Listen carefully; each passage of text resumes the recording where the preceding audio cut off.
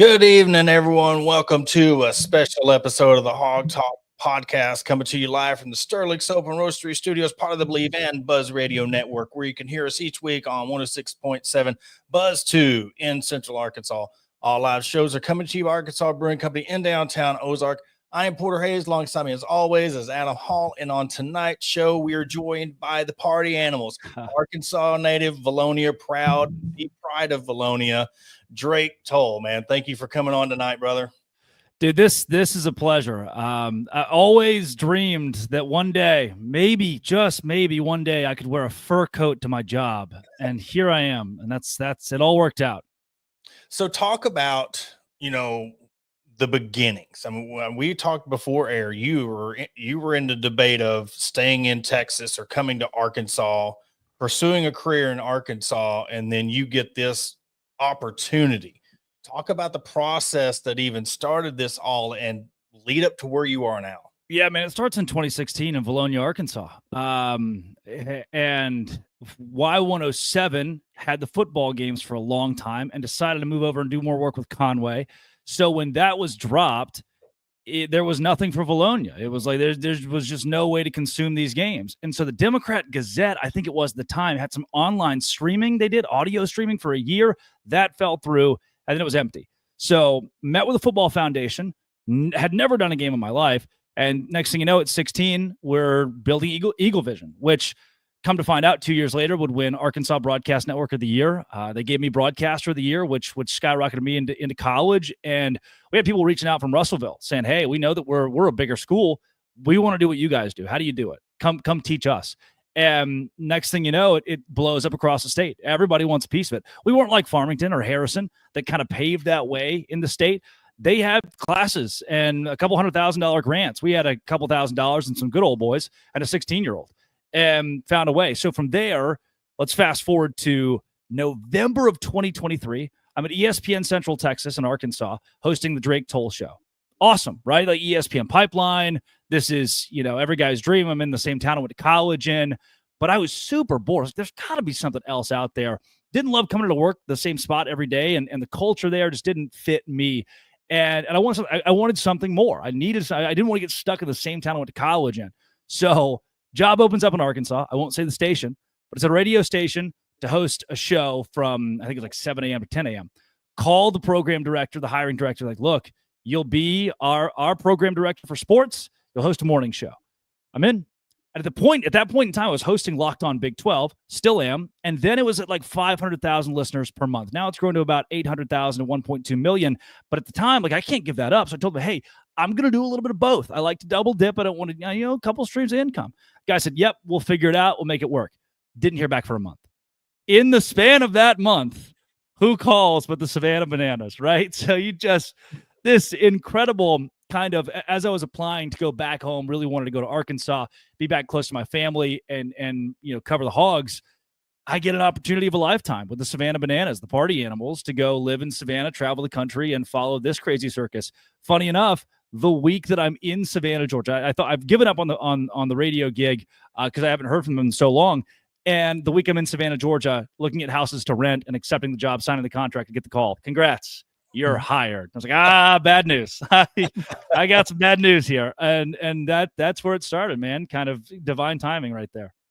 What does your year look like in this with the travel before, season, during, and all that? Like what's your schedule look like? Yeah, pretty much anything but sleep. That's the one thing that we don't do. We started games for this year on February 1st, and we won't end games until around November. So it's a really, really long in season, and you'll get a couple weekends off here and there. But man, we have priority to play shows, to grow a brand, to do things that are big every weekend.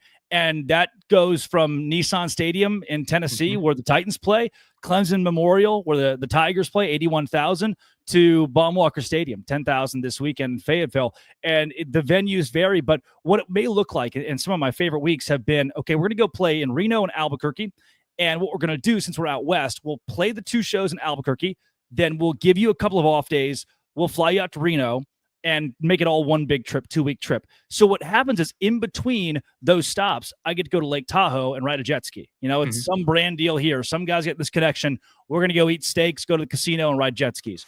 Next thing you know, you're in Albuquerque riding a hot air balloon, or you're in Utah ski training with the U.S. Olympic ski team, or hanging out with John Cena or Livy Dunn or any other list of people who just, they walk through the door and like, dang, Yeah. I remember when they built the McDonald's in Bologna that was inside the Big Red. That was the coolest thing that ever happened to me. And that's now a close number 2 to meeting John Cena or Andy Dalton or some of the wild cast of characters that have come to our shows. So we have intermittent off days, and when we do, we do it big. And I live in Savannah now, and the beach is right here, so that part's cool too. But yeah, man, our shows are every weekend pretty much, and we put on a hell of a show. What was the first surreal moment that you experienced? Like, okay, your heart stopped, you kind of took the glasses off, and you're like, did I really just see or who or what I really just got to see? 2 of those. First one being weekend 1 in Tampa. My first weekend in 2024. That would have been February of 24. Sunday, we had a game 3 day game Sunday, and one of the new interns walks through the concourse and goes, "That's John Cena." And I thought, silly intern, just got hired. Somebody's playing a great prank on him that John Cena's at our game at 9:00 in the morning. And sure enough, look down on the field, and there he is at home plate, practicing for his first AB that he's going to take in the game. So get to go shake his hand, give him a big hug, got a selfie with him, and thought, wow, this is what it was cracked up to be. This is the real deal. Then we go fast forward a couple months to Houston, and that first MLB game the Bananas did, sold out to the gills. And walking out of the tunnel, being in the same, I'm a Rangers fan, so being in the same clubhouse where Adolis Garcia and Corey Seager sat, and Josh Spores, when the Rangers won the AL West that year, or the ALCS that year, was surreal. And then walking up out of there to 40,000 people, and then Roger Clemens comes out of our dugout and pitches for the Bananas, and a party animal, Jason Swan, takes him 416 feet to left field. Clemens gives up 5 runs, walks the dugout. First thing I hear him say is, "Damn, I didn't know they were good." Yeah, man, that'll wake you up. It'll wake you up. It's stuff like that. That early on just it makes you almost emotional. Has there been a moment early on that you came out and you're like, wow, nothing's going to top this, but then something topped it? And like, what were some of those moments? Yeah, that was Houston would be one of those. Even riding the train up at the top of the stadium, that's something very few people get to do, is ride that train in left field. Like, oh, well, okay, now what's going to be better than this? And then we go to Fenway. I'm standing in the locker room at Fenway, and one of the grounds guys walks up and goes, "Hey, man, you ready?" I don't know what that means. Hands me a Sharpie, walks me out to the outfield, says, "Sign it wherever you want." Sign the green monster. Oh, come to find out, like, well, I'm watching it. Somebody videoed it. I'm watching the video back right after. I'm like, you signed it right next to Mitt Romney. Like, wow, again, I always, I called my dad about this a few days ago. I was like, Dad, everything that I do, I always think, Bologna, man, how in the world is there some dude who came from Bologna, who came from Arkansas, is getting to experience all this? He's like, yeah, I gave up that thought a while ago, because at this point it's just all so surreal that you can't even you can't process it like that. But I do. I've got a picture of it. I snuck around one corner, and I wrote the word Bologna on the green monster on one of the little pillars in there, just kind of snuck it and hid it in there. So the day that those walls fall down, that'll still be in there. I like to wear it. But as much as I thought that would be the moment, then we go to Cleveland and play the Guardian Stadium. And pregame, this is, 4:00. There are 26,000 people that are outside the stadium waiting to get in. And as far as the eye can see, backed up to the NBA arena through the streets, there was not a point of view from where I stood on stage where I couldn't see a human being. Like, it was blocked off or cut off by a building or something. It was just people everywhere. And now I get to walk up, and I'm commanding the attention of 26,000 people with a microphone, performing. And your eyes kind of roll back in your head. You just go out there and you do it. Moments like that are multiplied every week. And I know for sure this weekend will top all of that times 10. Talk about, the owner. You're talking about your growth and where you come from, Bologna. It mimics his story in taking a chance and buying the Savannah Bananas. Couldn't give away tickets. Yeah. Almost broke him financially. And for him to come out of the ashes and build this empire, now that you know how baseball is. People are envious of it because they're calling it the Harlem Globetrotters of baseball. And I'm like, so what? It is bringing people to baseball. You had 100 and some odd years to make this right. And here they are coming in and they're making it popular. They're making it fun. Just talk about this, what it's like working alongside someone like him and an inspiration he has on you and being able to grow with his company. Yeah, Jesse Cole's a good dude, man. He's the toughest boss I've ever worked for in the best way. He mimics a lot of what Walt Disney was, and those guys are never easy to work for. They're genius. They're super geniuses. They hold such a high standard that you've got to meet that, and that has built a culture here that is genuinely unexplainable. I could take forever to try to build for someone who doesn't work inside of it the picture of what our day to day looks like and who he is. But he is as impressive as they come. I read a stat today. Our team president shared it with us. A reporter, a researcher did the numbers. And in Baltimore alone, we don't charge tax on any of our merchandise. We don't charge tax on tickets. We don't charge tax on anything you get from us. And in Baltimore alone, we paid over $200,000 per game out of the 2 games we played just in taxes alone to cover for our fans. We're missing out on between $25 and $30 million per year just by paying the taxes on merchandise and tickets for all of our fans. That's stupid. Yeah.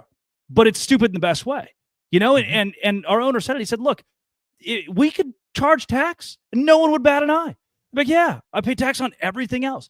But that's how you start to dilute. When you start to give up those little things, you start to say, hey, well, we'll charge tax. That's when you dilute and people start jumping off the bandwagon.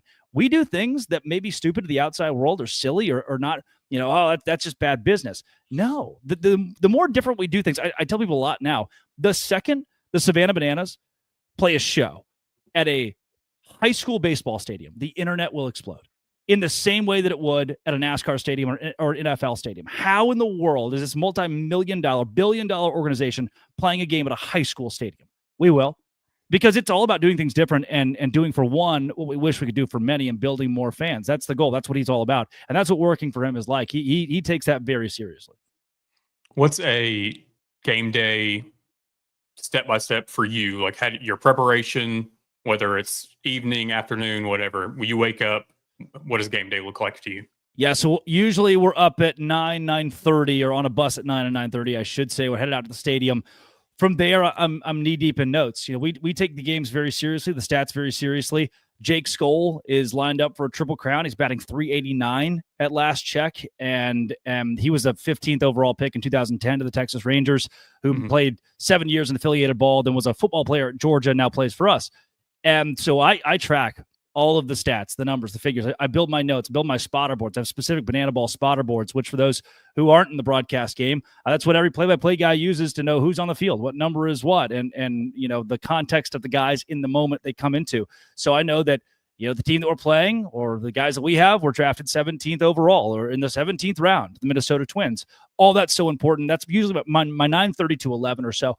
11 o'clock, both the teams get to the stadium, and they immediately go to the field for rehearsals. Each team has about an hour-long rehearsal where we say, hey, here are the big walk-ups. This guy's going to walk into the stadium on a motorcycle, and we're going to play the Razorback fight song and put a Razorback flag in his hands.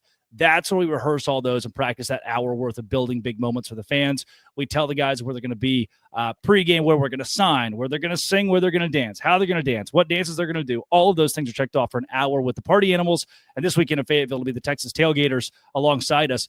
We work from 11 to 1 or 1:30 with both squads to make sure they're all in check. Once 1:30 hits, from there, you go back into prep mode. Make sure my script is written for the broadcast. Make sure that I've got everything built for we have a parlay. It's no one's counting. The points don't matter, but it's like bingo for the Party Animals. Keep up with, does this fake parlay hit every night? You go construct that. Production meeting with our entire staff. We make sure that the camera crew knows exactly what to do, that our director is set, that our replay is set, our audio is set. Once all that's checked, you're looking at about 3 o'clock. And then from 3 to 4 is get ready time. That's get right. That's, hey, last chance to eat, last chance to grab some caffeine, and then the fur coat comes on, the glasses come on, and I'm outside. I'm out, by 4 o'clock, I'm out in front of the fans signing autographs, and then on stage from 4:30 to 5:30, singing, dancing, hosting, making sure that the show before the show is good. Then 5:30 hits, we come back inside.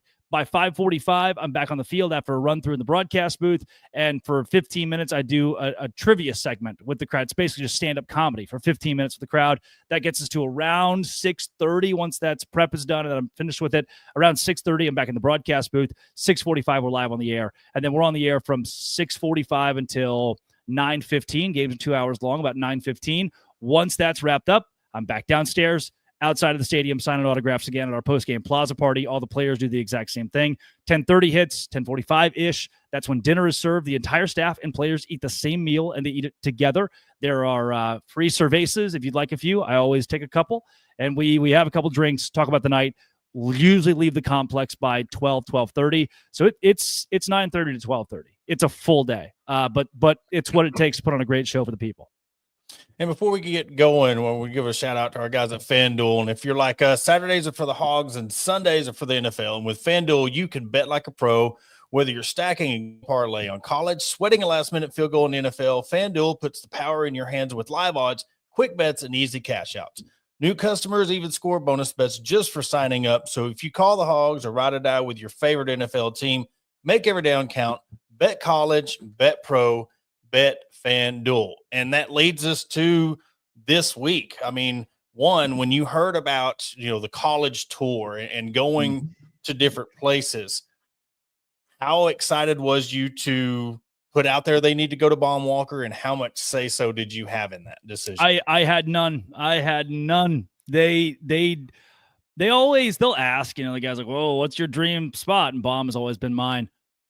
And they didn't, I didn't know what was going to happen until about 2 months before we had our city draft. For some reason, a Razorback baseball flag ended up on my desk. I thought, that feels like a sign of somebody's been talking to somebody. They left it a complete surprise until the day of. And then we had a production meeting. We broadcast last year our draft on it's been on national television a few times now, so we have to do production meetings and how we're going to announce these places. Once I saw it, that's the emotional moment of like, this is the one that you circle. So I was really fired up once I found out. Had really no role in making it happen. That's all our ops team and trying to figure out dates and venues and who's down for it. But once I found out, I was over the moon. When's the last time you've been to a Razorback game just as a fan? I went on the night the Hogs beat Florida to win the SEC regular season. I was in the venue when the whole team took the Hog flag and ran around the stadium. I was out in the Hog pen that night. Prior to that, I'd been to a handful when I was in high school, even a couple in college. That one was when I was in college. I think like 22, 23, something like that, when they won the SEC. And prior to that, I'd gone to that Arkansas Ole Miss Super Regional when Heston Kjerstad hit like 16 home runs, and that was a blast. But I've got some great memories at Baum. One of my favorite, 2016, the Valonia Eagles beat Matt Goodhart. There's a Razorback name. Beat Matt Goodhart and Magnolia. They were 27-1, nationally ranked coming into the game. The Valonia Eagles beat them, upset them, and won. And we actually, during that postseason, Valonia had a turtle that we found in the Greenbrier dugout during the conference tournament. And when we upset number one seed Greenbrier, we took that turtle, put him in a terrarium, and kept him with us the rest of the playoff run. And even in games, we got down by a couple against Whitehall, 3-run walk-off home run. Got down by 4 or 5 against Little Rock Christian, came back, stole home to win it. Then you go to Baum, and we decided if we win the game, we will release this turtle, Franklin we named him, into the pond behind Baum Walker. And when we won, we marched over there and they released the turtle. Franklin's probably still there. I'll say hello to him. He's in that pond behind Baum. And just, you're talking about, the production. I mean, how hard is it, to really like you put the game face on, but yet know where you are. And then the more you're prepping, you're going to be watching these fans pile on. So how hard is it going to be really to keep it all together during this first game? I know you play 2 nights, but that first game, I mean, just what's your thought process going? I mean, you talked about before we started recording, like the media, all this stuff that you're being able to do to promote, but yet talk about your home state at the same time. I mean, how cool has this week been?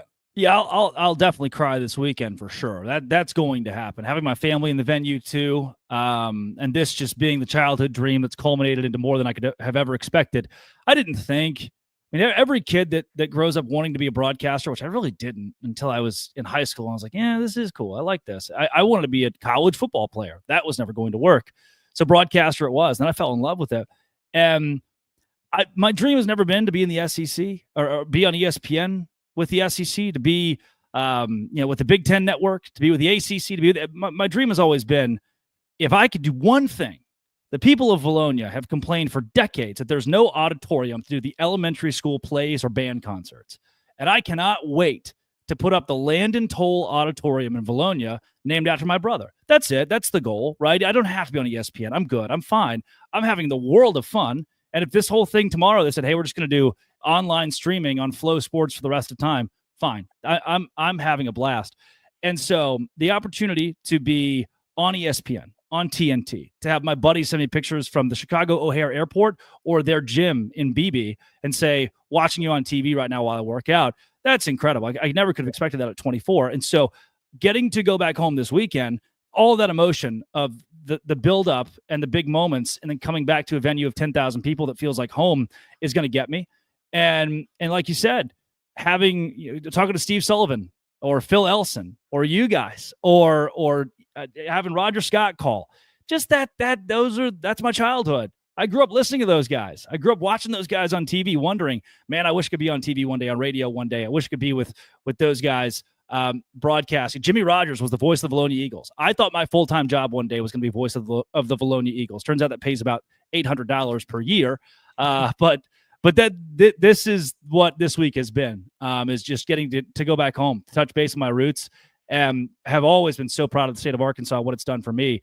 It's going to get me this weekend. Out of all the celebrities, athletes, et cetera, that you've met along the way, do any, and you don't have to name names, but do any try to give unsolicited advice or say, hey, maybe they should do this dance or do just try to give you any tips, and you're just kind of like, hey, cool, So only in a good way. Mm-hmm. We had, when we played a show last year where Hunter Pence came out and was like, I want to walk out there on I think it was a Segway. I think he did a 2-wheel. Like, you know what?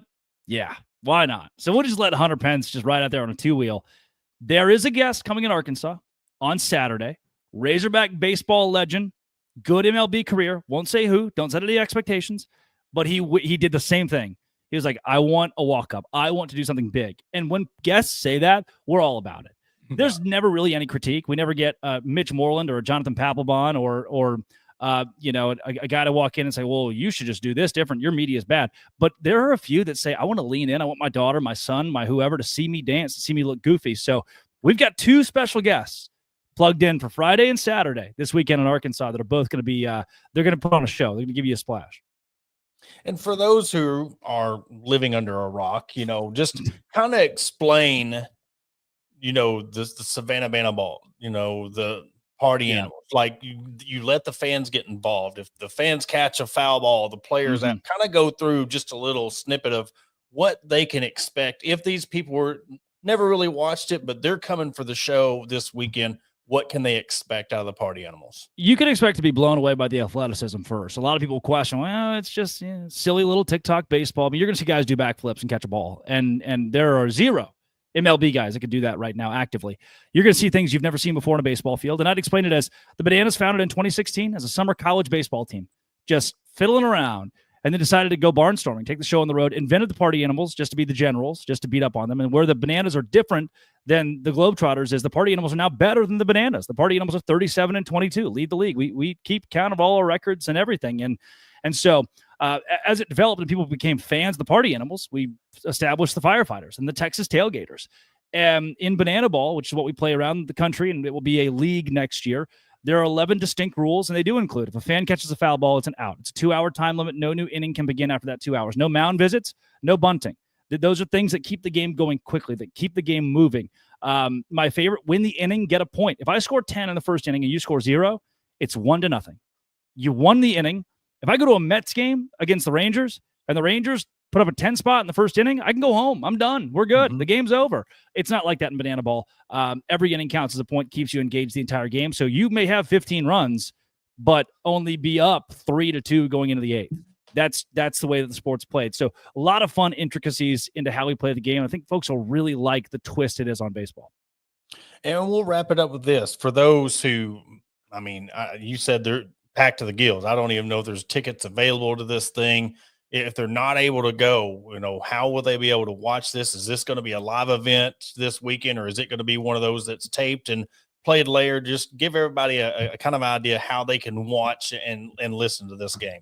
Yeah, you number one, if you're able to stumble upon tickets, I'd avoid Ticketmaster at all costs. We don't actually release our physical tickets until noon of game day. So if someone tells you they are selling tickets, 9 times out of 10 that's a scam, because they don't have them in hand, and Ticketmaster cannot verify they have tickets. Therefore, if you're seeing something on Ticketmaster, be real careful with that. Considering that we try to avoid Ticketmaster at all costs, so that they aren't $400, they're actually $35, which is what you buy them from us. And then live on Stadium this weekend, the Stadium app. Watch Bally Sports as well, and then always on YouTube. Whether we're on ESPN or TNT or the CW or Roku, we are live for free on YouTube, and that will never end because it's just the most accessible place for people. And we want to make sure that even if you don't have a streaming package, you don't want to buy so and so streaming service, you can watch us for free constantly on YouTube. So the Party Animals Texas Tailgaters will be live on the Party Animals YouTube channel, and I mean, based on the response this weekend, which this sold out in 60 seconds, 50,000 people signed up for tickets, and there are only 22,000 available. Based on what we've seen so far, and if the weekend goes the way we expect it to, we will be back in Arkansas very, very soon. There's a taste for it. Awesome. Well, Drake, I know this week's about to get even crazier, and I really appreciate your time for coming on. But good luck to you. I can't wait to see the crowd. I can't wait to see all the clips. Shout out to Valonia. But it's been a pleasure having you on, man. Dude, this is awesome. Let's do it again next week. I'll be the third host. Let's just do it that way. We'll talk about the Hogs every week. Yeah. There we go. Thank you, sir. Have a good one. You got it. Well, that was Drake Toll of the Party Animals. Again, this playing Friday, Saturday. Good luck getting a ticket. They sold out in under a minute. So have you had a chance to watch much Banana Ball or the Savannah Bananas over the years? I'd say in the last year and a half to 2 years. And, it all started just social media, seeing random videos, guys dancing, doing backflips. Yeah. Like he's talking about. It's one of those things you think it's goofy. You think it's a little bit extra at first. But then the more you start watching it, the more you start seeing the fan involvement, the more, it's one of those kids and adults alike. Mm-hmm. They all enjoy it. There's something like you talked about, the excitement doesn't stop. And that's what looks like the god awful truth. You're not sitting there just kind of bored on, ho-hum moments during a 9-inning baseball game. Because whether you love baseball or not, we still have those moments, whether it's Arkansas, whether it's St. Louis, whether it's whoever. And they just keep it up from beginning till end. Well, he made a good point. You think about a 10 spot, first inning or third inning, it's 12-2, and you're bringing in your second baseman to pitch the final 3 innings, and you're just like, what are you doing between innings?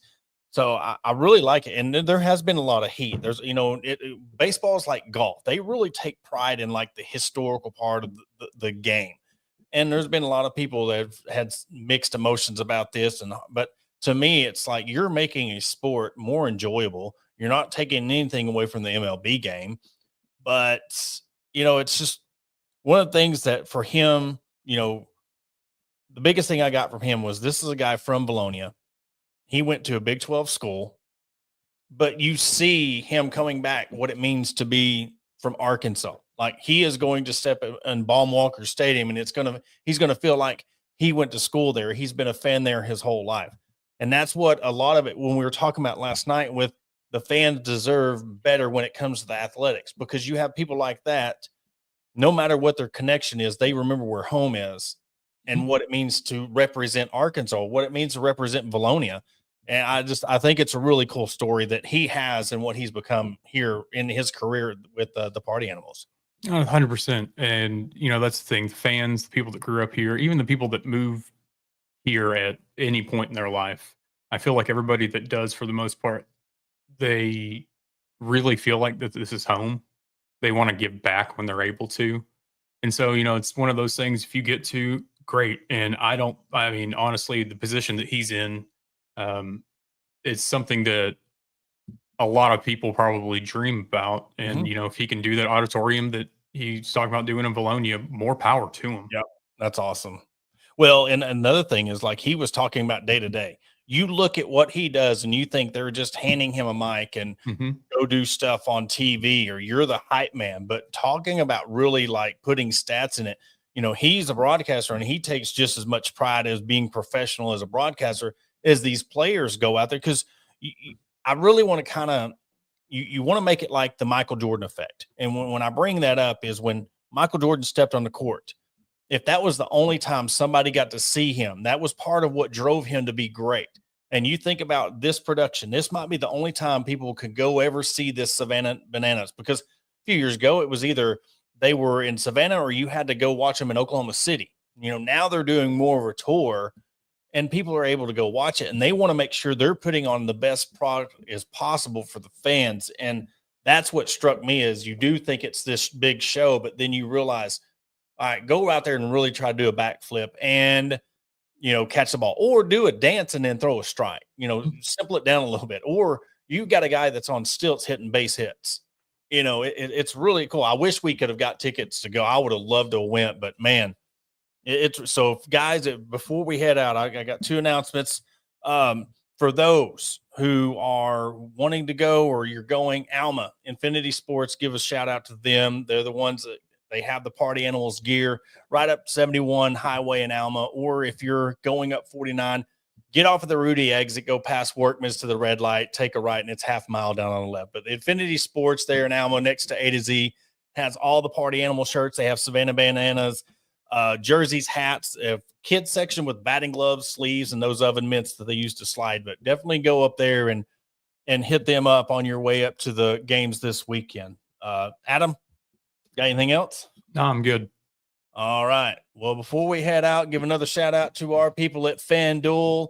FanDuel puts the power in your hands with live odds, quick bets, and easy cash outs. New customers get score bonus bets just for signing up. So if you call the Hogs or ride or die with your favorite NFL squad, make every down count. Bet college, bet pro, bet FanDuel. And that will do it for this episode of the Hog Talk Podcast. I want to thank Drake for coming on. Thank our partners that believe in FanDuel for this episode. And we'll catch you on Thursday.